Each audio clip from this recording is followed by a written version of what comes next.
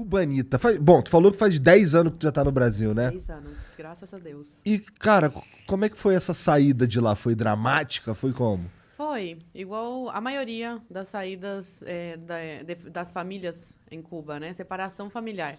Começou em 2005 com meu pai engenheiro em telecomunicações e eletrônica. Ele ocupava um cargo alto na empresa estatal onde ele trabalhava, para você ter uma ideia. Ele tinha acesso à internet em 2005. Caralho. Era proibido, era crime, né? Cubano ter acesso. E meu pai tinha porque ele trabalhava com isso e era um dos chefes, né? Mas ao contrário do que todo mundo fala e acha, a gente não tinha uma vida de rico. Era uma vida menos miserável.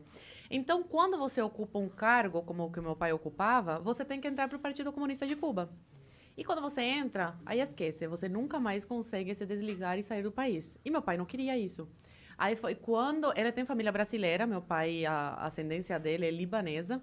E há muito tempo atrás eles migraram, uma parte foi para Cuba, o avô dele foi para Cuba, outra parte para o Brasil, Venezuela. E aí essa família brasileira, a prima dele fez uma carta oficial convidando meu pai para passar umas férias aqui no Brasil, 3 meses, que era o máximo que um cubano podia ficar fora de Cuba. E aí, depois de muito trabalho, porque não foi fácil ele conseguir a autorização para sair, ele veio para cá de visita e deixou minha mãe grávida da minha irmã do meio. E eu com 5 anos na época. Minha mãe estava quase dando à luz. Ele veio em julho, agosto e novembro. Minha mãe deu à luz a minha irmã do meio. E aí eles ficaram 4 anos separados. Meu pai ficou aqui no Brasil. Ele pediu asilo político depois de estar 1 ano aqui no Brasil. E deixou minha mãe lá grávida.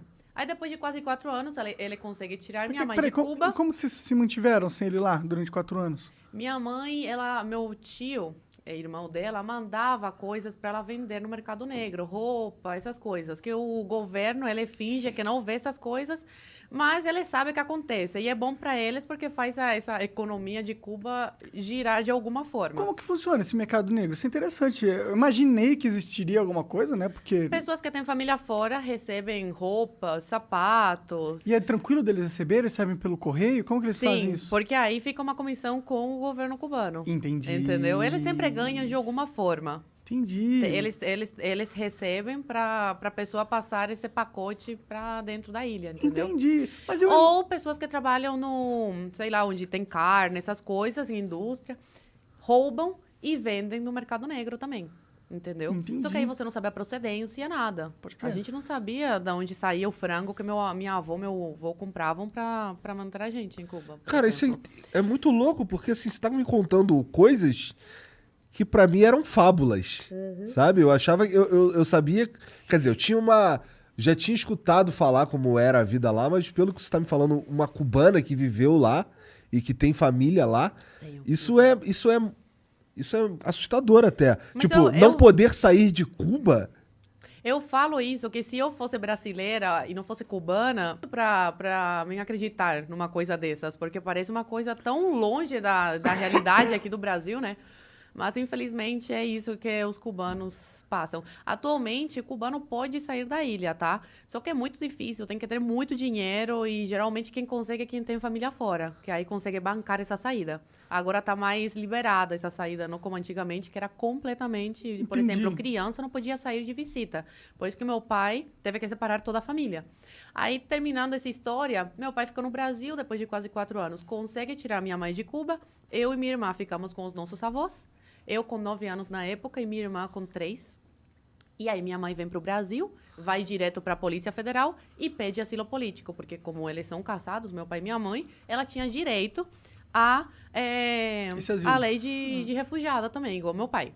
E aí minha mãe fica no Brasil, engravida nesse período, uma coisa de Deus, eu sou muito católica, acredito muito, e realmente foi uma coisa de Deus, porque meus pais estavam muito mal na época de dinheiro, assim, R$ 5 no bolso, por exemplo.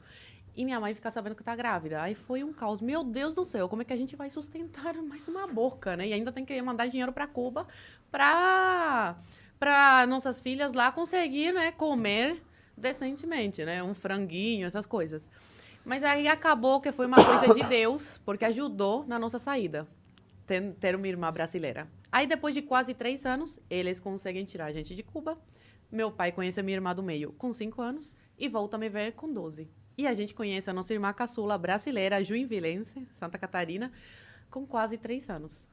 Aí, resumidamente, essa é a história da minha família. Então tua família daqui tinha que mandar dinheiro pra lá pra vocês poderem comer. Pô, mas lá não é o comunismo, não é todo mundo come? Como é que funciona? Não. A igualdade lá é de miséria, só que tem uns mais miseráveis do que outros. Aí minha avó, ela comprava uma caixa de frango, quando tinha, não era todo mês que tinha, por mês, pra gente. Aí a gente comia frango todos os dias. Uma coisa chique comer frango em Cuba. Eu não podia reclamar. Só que quando eu cheguei no Brasil, eu não aguentava mais ver frango na minha frente. Aí eu comia carne vermelha, porque em Cuba é proibido. Você vai pra cadeia, 20 anos por matar uma vaca. Sério? É.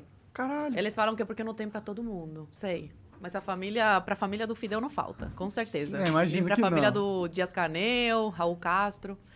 Aí é isso. Caraca, que absurdo. Nossa senhora, dessas daí, esse lance de não poder comer carne vermelha porque não tem pra todo mundo é foda. Sim. Você ficou em Cuba, então, de que idade a que idade, mais ou menos? Eu nasci em Cuba, fiquei até os 12. Então, 12 anos ali de... Qual que outras...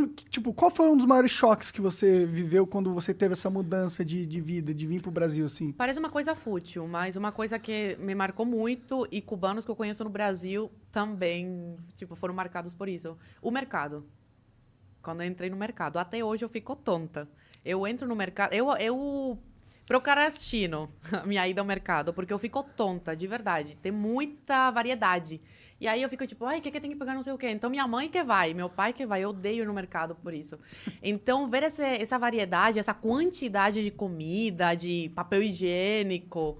Papel higiênico. Produtos de limpeza, tudo isso. E outro choque foi a liberdade. Liberdade, né? Que depois eu vi que não era tanta em sala de aula, mas é bem melhor que Cuba. Que aluno podia levantar a mão e falar, mas professor, e questionar o professor. Com educação, tudo.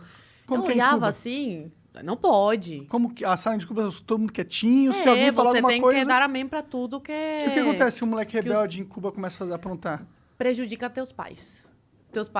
Os pais são chamados na escola, aí já ficam de olho, aí o pai pode perder o emprego, a família ser perseguida, tudo isso. Sério? Eu já fui chamada de contra-revolucionária em sala de aula, porque eu não queria dar um dinheiro lá pra MTT, que é um negócio de Cuba, lá, pra ataque americano, uma coisa assim. Eu falei, eu não quero dar. Eu tinha 7 anos, 8 na época, 6 ou 7. Eu era uma criança. E eu falei, não quero, eu quero esse dinheiro pra comprar uma pizza. E aí a professora incentivou os alunos a me chamarem de contra-revolucionária. Caralho, é bem Coreia do Até Norte hoje, esse negócio. até hoje eu lembro disso. Até Sim. hoje... Então até os professores, eles são usados como massa pra doutrinar as crianças. Sim, claro. E foto do Che Guevara, do Camilo Cienfuegos, do Fidel Castro, colocar flores, né? Como que era a aula de história lá? Você lembra de alguma coisa? Aula de história era imperialismo yankee, malvado. Fidel salvou Cuba, os cubanos, do imperialismo, da exploração yankee. Essas coisas. Então, por exemplo, os Estados Unidos, eu tinha muito medo dos Estados Unidos. Eu falava, meu Deus, inimigos, né, de Cuba. Então, eles fazem desde criança a tua cabeça, né? E aí eu falo que isso prejudicou muito a cultura em Cuba. Cuba, era um ícone, né, da música, Célia Cruz, Orixás. Atualmente é muito pobre culturalmente. E isso se deve à grande manipulação e doutrinação em sala de aula. Não tem muitas mentes criativas, não tem liberdade nenhuma. Não, é só aquilo, são máquinas, né? Entendi. Eles te programam pra repetir, obedecer. E aí tá, aí tu chegou no Brasil com 12, tu estudou direito, não é? Tô terminando direito. Tá terminando direito. E tem uma luta aí pela liberdade, É minha pela principal democracia.